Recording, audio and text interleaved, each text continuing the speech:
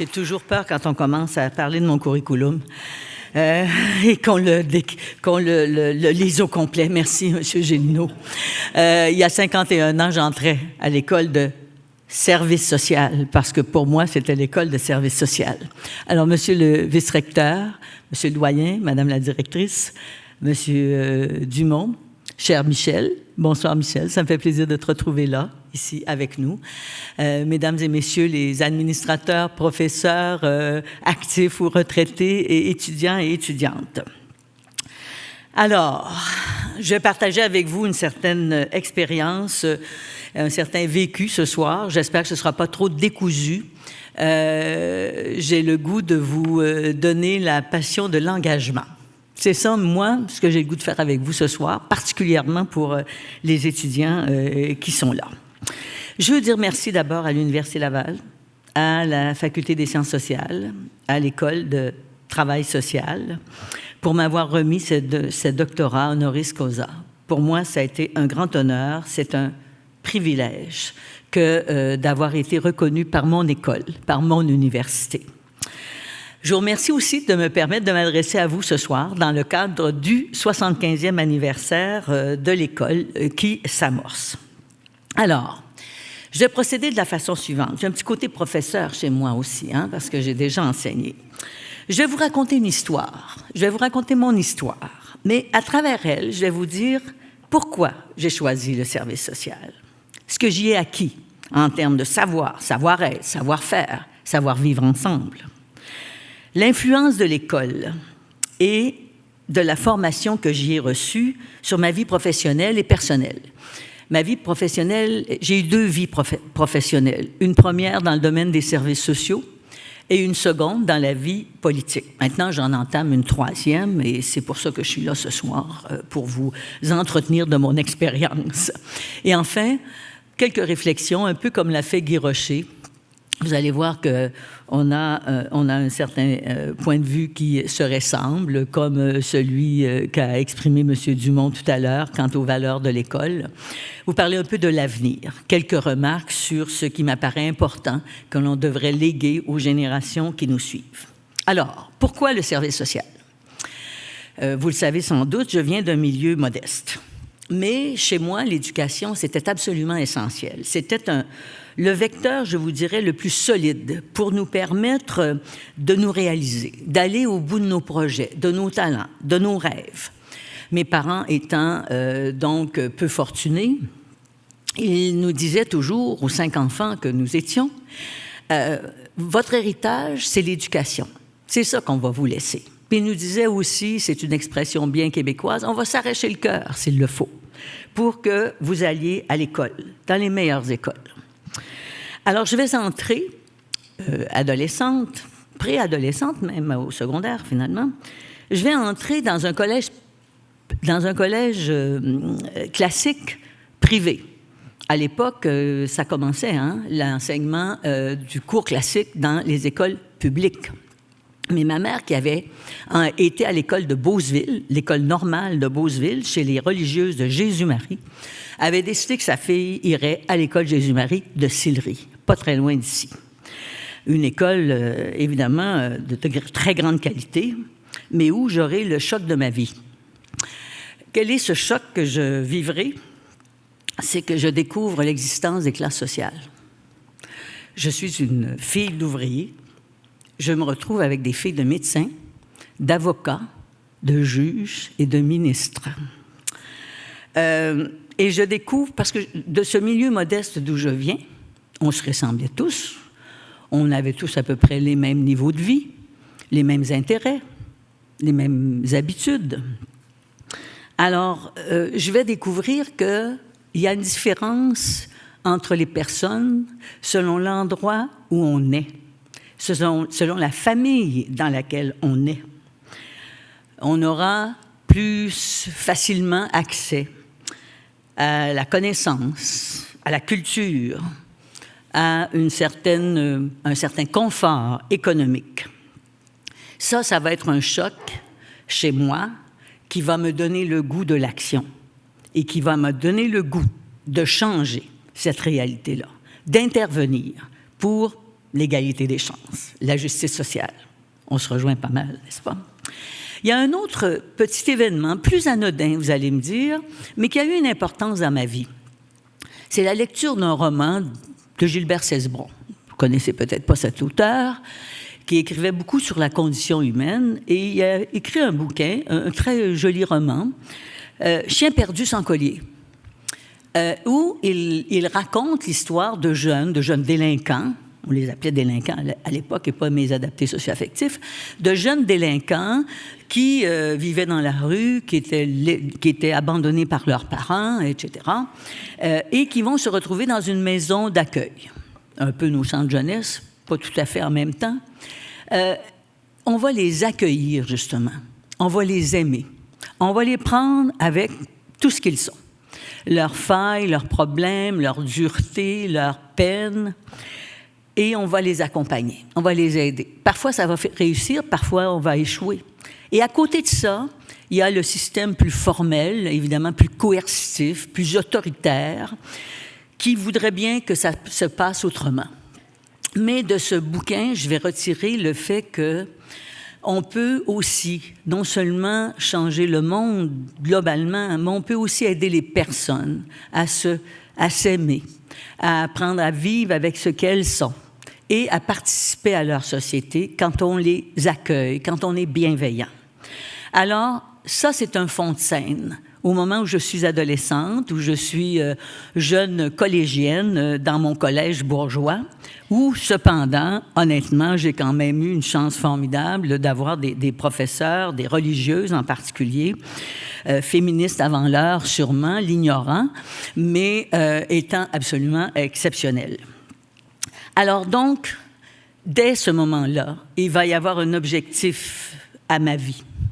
Et mon objectif sera d'aider les autres, de prendre soin, et disons-le, de changer les choses pour une égalité des chances, pour une meilleure justice sociale, pour une meilleure équité, pour lutter contre la pauvreté. Alors, j'avais différentes possibilités. Le droit, c'était toujours intéressant, hein, défendre la veuve et l'orphelin, parce que c'est comme ça qu'on le voyait quand on portait ses valeurs. Il y avait la possibilité des communications aussi, parce qu'on prend la parole, on peut dénoncer, on peut dire, on peut animer une société par ses propos. Et puis, moi qui suis une femme d'action, il y avait la possibilité d'agir directement sur les causes, sur les situations. Et c'est là que je vais choisir, naturellement, le service social, parce qu'encore une fois, ça s'appelait le service social. J'avais une certaine idée de ce qu'était le service social. Je ne m'étais pas trop trompée, finalement. Je connaissais, évidemment, l'approche individuelle, l'approche de groupe, avec cette femme remarquable, Simone Paré, qui l'avait inventée. Hein? C'est bien ça. Elle avait eu un apport considérable à l'égard de cette approche. Alors, donc, pour moi, c'était ça. Mais quand j'entre à l'école, je vais découvrir autre chose. Je vais découvrir qu'il y a l'organisation communautaire, le développement communautaire, l'animation sociale. Et je peux vous dire que ça m'a plu pas mal, mais je vous en reparlerai.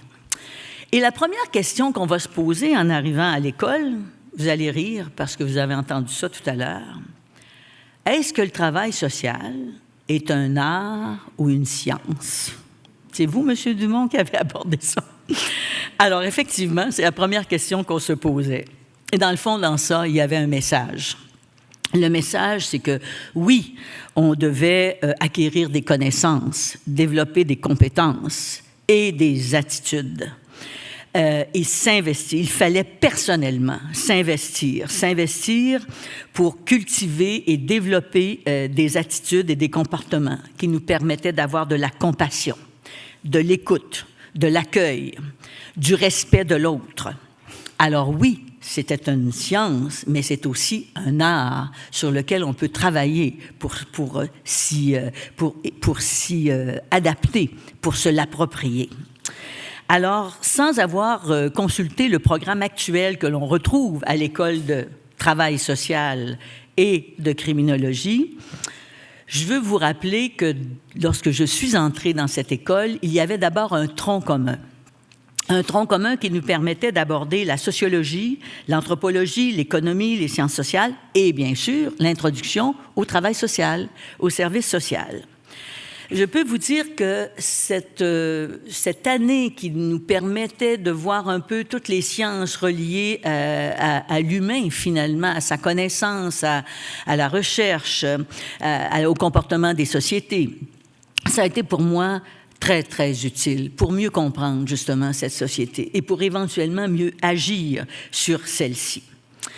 Et après, on s'engage plus directement en service social avec des profs remarquables. Je viens de vous parler de Madame Paré. Depuis un jour ou deux, j'ai essayé de trouver le nom des profs que j'avais eus à l'école de service social. Ça a pris un certain temps, mais on a fini par les trouver. C'est pas mal, hein? Alors, ça existe quelque part dans vos archives. Et juste pour mémoire, on parlait de Nicolas Zé tout à l'heure. J'ai eu Nicolas Zé comme professeur, Pauline Barry, Martin Poulain, Michel Trottier, René Boisvert, toutes des personnes qui m'ont influencé, qui m'ont aidé à me former. Et je leur dis aujourd'hui encore merci. Nommer, c'est oublier, ils ne sont pas tous là, mais je peux vous dire que ça a été des gens qui ont vraiment fait la différence aussi dans ma vie. Alors, donc, j'entre au service social, en travail social, et j'essaie d'être le plus attentive possible, le plus présente possible à ma formation, des études sur le comportement, la formation en psychologie, l'art de résoudre les conflits, l'art d'établir une relation de confiance, savoir écouter, vous savez ça, n'est-ce pas? Savoir écouter pour être capable de refléter, d'être un miroir pour que l'autre puisse choisir ses solutions et choisir la façon dont il va résoudre ses problèmes. Le prof de psychologie nous disait: apprendre à s'aimer soi-même, parce que si vous vous aimez pas, vous pouvez pas aimer les autres. Apprendre à se faire confiance, parce que pour inspirer la confiance, il faut se faire confiance. Marquez que ça, j'ai eu un petit bout de travail à faire parce que c'était pas toujours évident. Et l'école m'y a aidé. Donc, toute cette formation aux méthodes de travail, la recherche, les statistiques. Mais que c'est utile dans la vie? Que c'est utile? L'identification des entraves, des contraintes, des blocages d'une société, respecter le cheminement des personnes, des groupes, des collectivités, savoir quand brusquer, quand bousculer. Dans tous les cas, nous allions devenir des agents de changement. Alors, effectivement, je vais suivre de la formation du côté du service social l'approche individuelle, qui est très intéressante et stimulante aussi. L'approche de groupe, là aussi, je vais y apprendre à essayer d'ordonner les relations dans une petite équipe pour que les gens puissent travailler ensemble, puissent ensemble résoudre certaines difficultés auxquelles ils sont confrontés. Et si donc c'était vrai pour les personnes que de se prendre en main, que de corriger le tir, pour les groupes la même chose, est-ce que ça ne devait pas être possible aussi pour la communauté? Alors donc, oui, je vais faire un choix. Je vais choisir l'intervention communautaire, l'animation sociale, aider les communautés à se prendre en main. L'empowerment. Hein? Qu'est-ce que ça voulait dire? Ça voulait dire accompagner les citoyennes et les citoyens dans leur demande pour changer les choses, se mobiliser, s'organiser, se révolter, se prendre en main, refuser d'accepter les choses telles qu'elles sont, changer les règles du jeu, se faire entendre des personnes en autorité, transformer son milieu. Et je me souviens à ce moment-là d'avoir été une lectrice attentive des écrits de Saul Alinsky. Je ne sais pas si ça vous dit quelque chose, mais c'était un maître à penser de la gauche radicale américaine. J'avais le goût d'être radicale, je peux vous le dire. Je me suis d'ailleurs promenée avec des pancartes dans la rue pendant un certain temps après ma formation, je peux vous dire ça. Alors, contestataire, activiste, c'était pour moi un modèle et un éclairage pour la suite des choses. Et je vous raconte une petite anecdote qui n'a rien à voir avec mes propos, mais que je trouve amusante. quand je vais recruter Léo Bureau-Blouin, qui a été un des leaders étudiants au moment de la crise étudiante des années 2012, je vais regarder son curriculum, évidemment. On le connaissait tous, on avait l'impression de tous le connaître. On avait l'impression qu'il était un peu notre fils, d'ailleurs, on aurait aimé ça. Je vais voir dans son curriculum qu'il est un lecteur de Saul Alinsky. Alors, ça me faisait plaisir de pouvoir voir ça. Je vais donc m'engager dans une profession qui va me permettre de lutter contre la pauvreté, pour l'égalité des chances entre les citoyens, peu importe leur statut familial, peu importe leur lieu de naissance, peu importe leur niveau de richesse. J'avais trouvé ma voie, vraiment trouvé ma voie. Et j'ai aussi, à l'occasion de mes études en service social, en plus d'acquérir des connaissances, des compétences, de réfléchir en profondeur sur les perspectives de justice sociale et d'équité, j'ai vécu une expérience qui a eu aussi un impact considérable sur ma vie et sur la suite des choses. À l'école de travail de service social, à cette époque déjà, 68, 69, 70, on nous présentait des petites vidéos pour nous parler d'expériences qui se faisaient en animation sociale un peu partout à travers le Québec. Et l'un de ceux-là portait sur une intervention d'un homme que j'ai admiré immédiatement, qui s'appelait Paul Leguerrier. Il était animateur dans l'Outaouais. Ils avaient aidé des citoyens et des citoyennes qui allaient être expropriés par le gouvernement fédéral pour implanter les édifices fédéraux de ce qu'allait devenir la fameuse capitale nationale sur les deux rives. Alors, il avait donc travaillé avec des citoyens, avec un regroupement de citoyens pour les mobiliser, pour qu'ils se défendent contre cette forme d'agression assez inacceptable où on expropriait des gens de milieux très modestes, des gens même de milieux pauvres, mais qui possédaient au moins leur maison. Et on racontait dans ce vidéo l'expérience qu'avait vécue Paul Leguerrier. Alors, j'étais fascinée, je trouvais ça absolument formidable. Ce qui m'arrive par la suite est aussi intéressant. Je me marie. Je me marie en 69, ça fait 50 ans, il y a quelques jours à peine. Je me marie, mon mari a la bonne idée d'aller travailler dans l'Outaouais, à Ottawa pour tout vous dire. Alors, qui prend mari, prend pays, dit-on. À l'époque, nous faisions un stage en continu. La dernière année, nous avions 4 mois de stage. On revenait à l'université pour quelques jours, puis on retournait en stage. Alors, idée folle, je me dis, je vais aller voir le superviseur des stages et je vais lui demander de faire mon stage avec Paul Leguerrier dans l'Outaouais. Je vais vivre là-bas, puis je m'en viendrai faire mes formations. Puis, à la fin du cours, il y avait un dernier semestre à faire, évidemment. Je m'installerai à Québec, puis je reviendrai faire mon cours. Heureusement, l'école a accepté. Je me suis donc retrouvée en Outaouais sous la supervision de Paul Leguerrier, animateur social, qui avait une tâche à me confier. Il y avait déjà eu dans l'Outaouais une ACEF, Association coopérative d'économie familiale. C'est la défense des droits des consommateurs, surtout l'aide directe aux personnes qui, pour faire leur budget, de l'éducation, de l'accompagnement quand ils sont tellement mal pris qu'ils doivent déclarer faillite, comme on le disait à l'époque. Alors, Paul me dit, il y a déjà eu une ACEF ici, ce serait intéressant que tu travailles à la remettre sur pied. Je vais t'aider, je vais t'accompagner, je vais te superviser. Et donc, ce sera ma tâche. Mais c'est formidable parce qu'à la fin de mon stage, l'ACEF sera opérationnelle et va continuer ensuite d'œuvrer en Outaouais.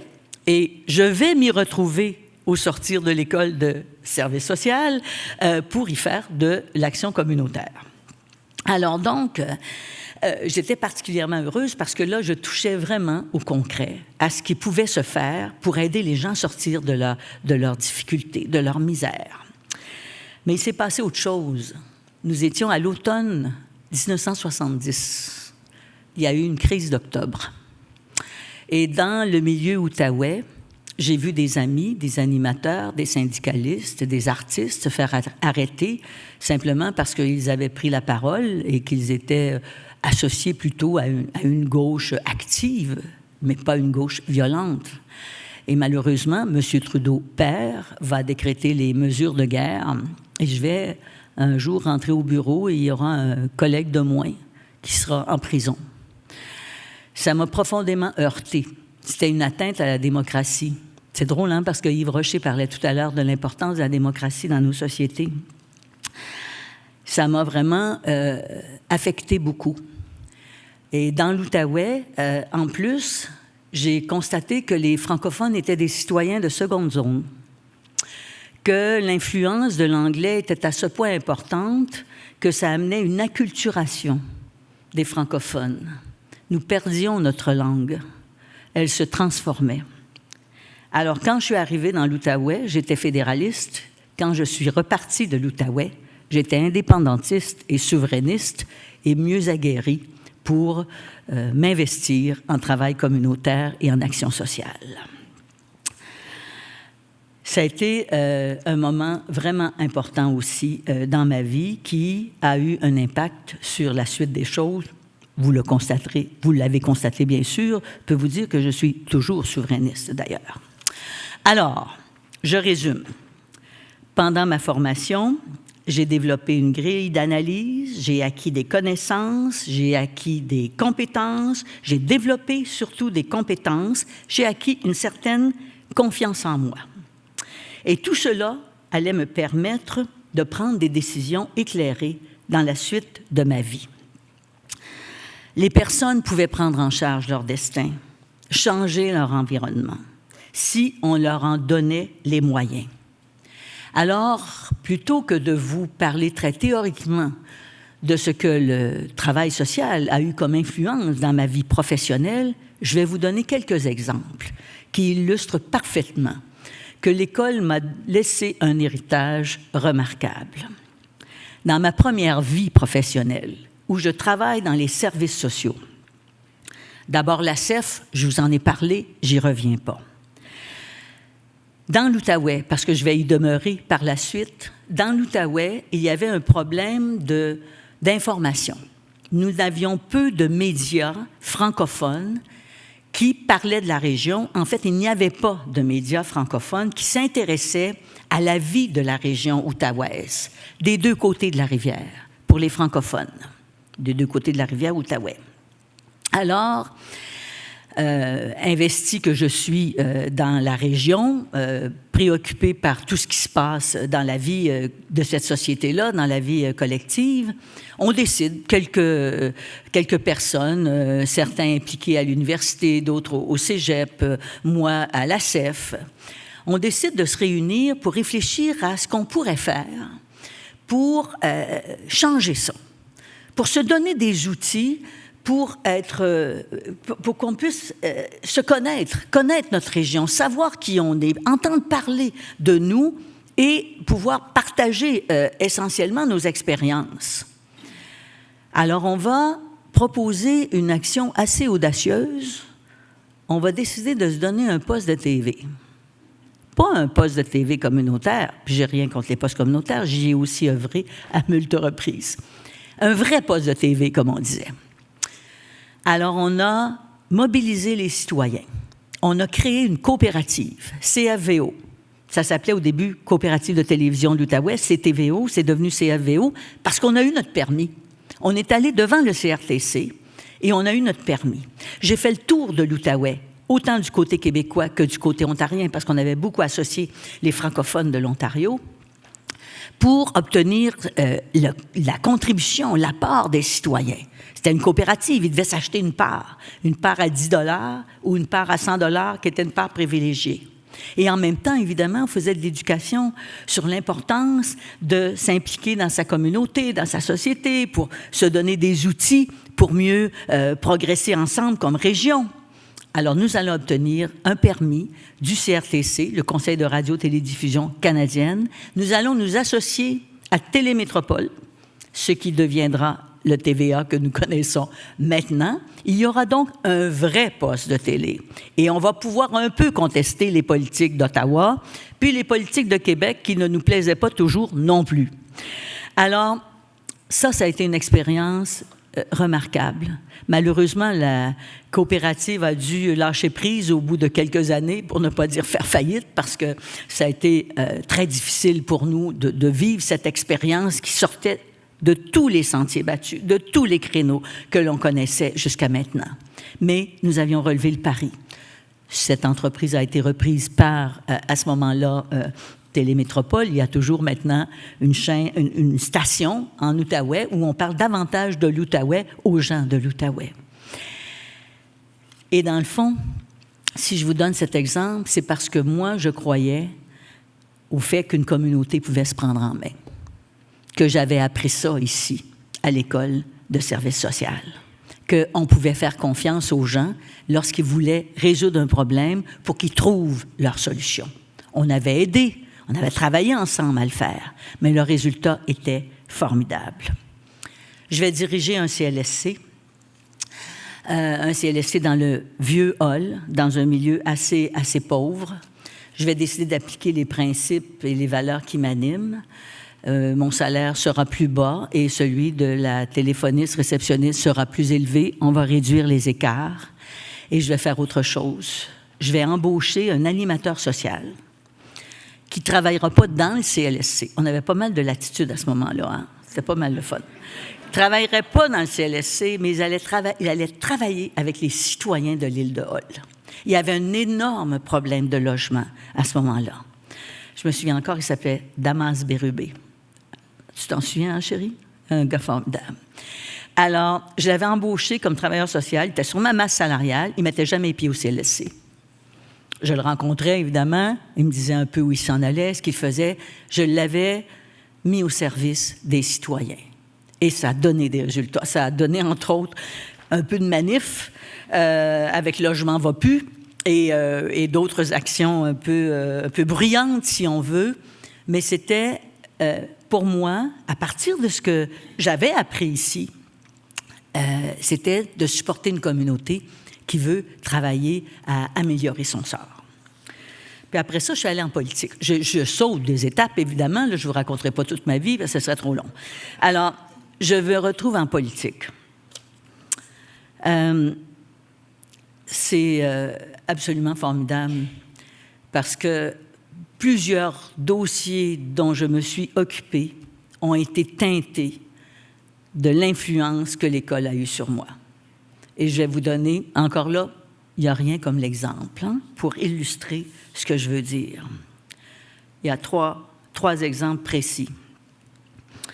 Certains que vous connaissez, évidemment, d'autres peut-être pas.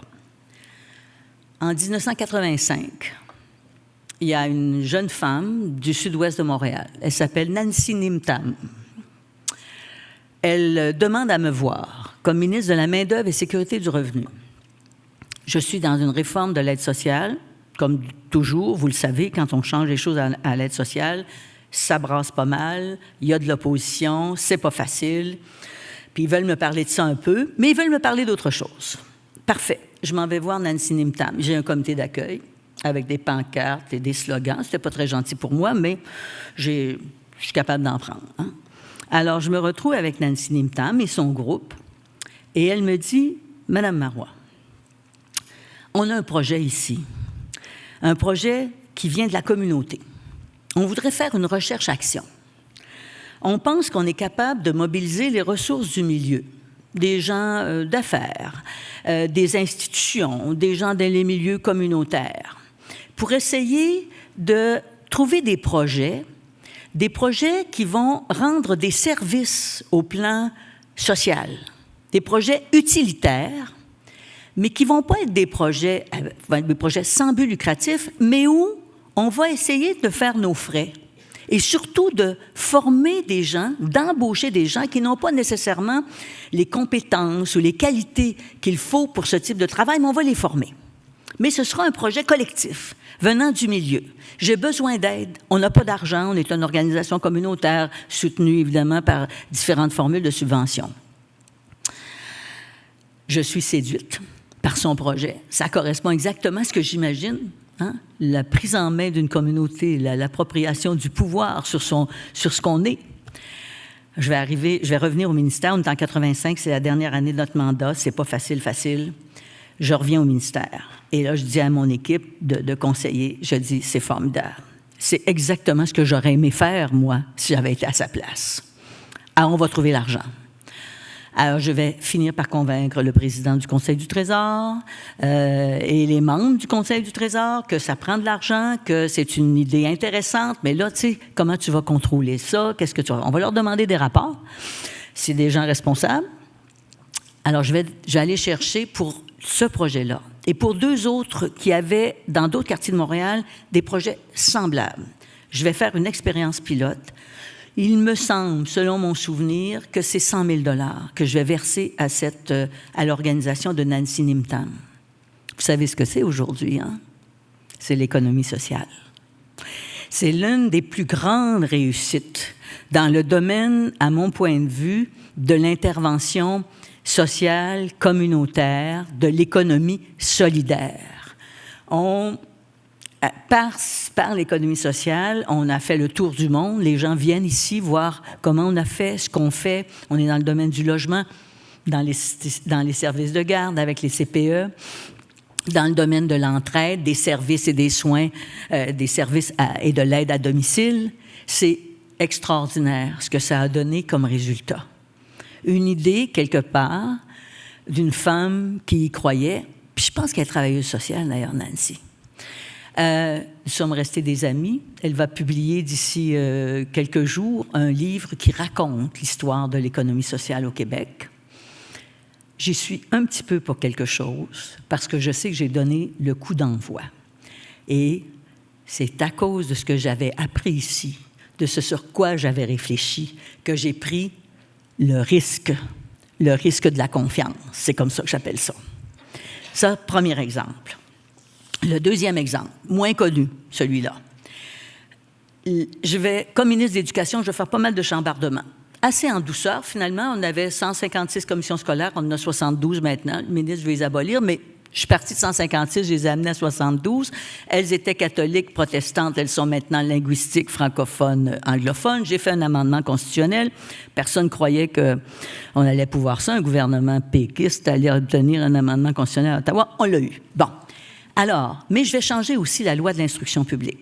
Je vais implanter une réforme de l'éducation au niveau primaire, secondaire, pour revenir aux connaissances essentielles, malgré qu'on nous dit qu'on avait décidé d'éliminer la formation aux connaissances, si on veut, l'acquisition de connaissances. Je vais donc changer le curriculum et je vais décider une autre chose. Il y aura un conseil d'établissement pour chaque école, primaire et secondaire, dans lequel les parents seront majoritaires. Donner du pouvoir aux parents avec l'équipe école. On ne pouvait pas enseigner n'importe quoi dans une école, bien sûr. Ça ne voulait pas dire de ne plus enseigner de français puis choisir une autre matière. Mais on pouvait décider d'avoir un projet éducatif à l'école, particulier à la réalité de son école, en associant les parents qui voyaient bien, eux, les résultats sur leurs enfants et qui pouvaient donc intervenir au niveau plus global pour aider à ce que l'école soit meilleure, à ce que l'école réponde mieux aux besoins des enfants qui la fréquentaient, à ce que les professionnels et les enseignants qui y étaient puissent participer à la définition du projet éducatif. Faire confiance aux parents, faire confiance aux gens pour qu'ils se prennent en main. École de service social. Troisième exemple, que vous connaissez tous, donc je n'élaborerai pas longtemps. La naissance des centres de la petite enfance. J'en aurais long à vous dire parce que pour moi, le centre de la petite enfance, c'était vraiment un centre de la petite enfance au sens où on faisait, oui, on offrait des services de garde, mais où on pouvait offrir des services d'aide aux parents, on pouvait offrir des services de santé, la vaccination et tout le reste aux enfants pour éviter que les parents aient à se déplacer 3 fois. C'était ça mon rêve des CPE. On en a fait un bout, puis j'espère qu'on va en faire encore un peu plus pour la suite des choses. On décide donc, avec l'appui et le soutien de Lucien Bouchard, à travers la politique familiale, je suis la ministre responsable avec Nicole Léger, on décide qu'on va créer ces centres de la petite enfance pour offrir des services de développement aux enfants, pas seulement de garde, des services d'accompagnement, de dépistage des enfants en difficulté pour prévenir éventuellement le décrochage scolaire. Il y a un beau débat actuellement là, sur la maternelle plein temps et puis les CPE. Les CPE, c'est des maternelles plein temps. Bon, pour les 4 ans, je peux vous assurer ça. J'ai encore lu le programme la semaine passée. parce que je donne une conférence demain là-dessus, puis je veux être capable de faire ma démonstration. Bon, alors donc, on crée les CPE. On va les subventionner à 80 %, 85 %. Les parents ne versent que 5 $ par place. Ça veut dire que c'est l'argent de l'État qui est versé pour les CPE. Mais là, je décide que ça va être les parents qui vont être les patrons des CPE. Puis je l'ai vraiment décidé, je peux vous dire ça. Ça ruait un peu dans les brancards, mais dans ma gang, qui était plus ou moins, je m'excuse d'utiliser ce langage, dans mon groupe qui était plus ou moins d'accord avec ça, mais moi, je me faisais accuser par l'opposition de choisir à la place des parents le système de garde, parce qu'eux voulaient avoir des garderies privées, qu'on continue à donner des permis. J'avais gelé d'ailleurs j'avais gelé l'octroi de permis aux garderies privées à but lucratif. Ça a duré 2 ans. On a pu mettre en place les CPE. Mais, alors, je voulais que ce soit les parents qui soient responsables des CPE. C'est pour ça, d'ailleurs, que ça prend plus de temps à mettre en place un CPE qu'une garderie de type traditionnel. Parce qu'il faut qu'ils s'organisent, trouver un terrain, une maison, définir le projet éducatif qu'on va offrir aux enfants, choisir le personnel, établir les règles de qualité. Alors, ce sont les parents, pour les gens qui ne le sauraient pas, ce sont les parents qui dirigent leur CLSC au Québec, subventionnés à 80 % par le gouvernement, mais ce n'est pas l'État qui est à la tête des CPE. Ce sont des citoyens et des citoyennes, ce sont les parents. Et le résultat est formidable. Nous le constatons partout, tout le temps, tous les jours. Plus des effets collatéraux. Habituellement, c'est négatif, les effets collatéraux, mais dans ce cas-là, c'est positif. On a fait reculer la pauvreté chez les femmes parce qu'elles ont été capables d'envoyer leurs enfants dans ce service de garde de qualité à un coût réduit, et même si leur salaire n'était pas élevé, elles pouvaient se retrouver sur le marché du travail. On a aidé les jeunes familles qui avaient de bas revenus, puis on a aidé les enfants en assurant un meilleur développement. Ça, c'est les effets collatéraux, mais ma démonstration, c'est de vous dire que ce sont les parents qui sont en charge des CPE, et c'est parce que je crois, justement, à l'engagement, à l'implication des gens pour avoir du pouvoir sur leur vie, pour changer le cours des choses, pour rendre leur vie meilleure. Alors voilà quelques exemples de l'influence de l'école de service social devenue l'école de travail social dans ma vie personnelle et professionnelle. Maintenant, pour la suite des choses, quelques petits messages. Vous avez, dans l'université en général et en travail social et criminologie en particulier, à mon point de vue, vous avez une grande responsabilité. C'est celle de stimuler, d'éveiller l'intérêt des jeunes, le goût des jeunes pour aller plus loin, pour voir plus loin que nous. Se responsabiliser, se solidariser dans une société où l'individualisme prend le dessus de plus en plus. Je crois que nous devons valoriser la défense du bien commun, des valeurs de solidarité, d'équité, de justice sociale. Puis quand je vois actuellement les jeunes se mobiliser pour l'environnement, contre les changements climatiques, est-ce que je peux vous dire que je ne suis pas vraiment inquiète pour l'avenir? Parce que je crois qu'ils sont prêts à prendre la relève. Mais cependant, on doit les soutenir, les encourager leur enthousiasme, pas les freiner, pas les empêcher d'aller plus loin que nous, on est allés. Au contraire. D'ailleurs, s'ils ne veulent pas faire la révolution en 20 ans, je pense qu'ils ne la feront pas nécessairement à 50 ans. Alors, supportons-les. Pas avoir peur de parler d'idéal, de projets impossibles, mais qui vont faire la différence dans la vie de notre société. Leur donner le goût et la volonté de changer les choses. Et je vous dirais de le faire avec plaisir et avec passion. Merci.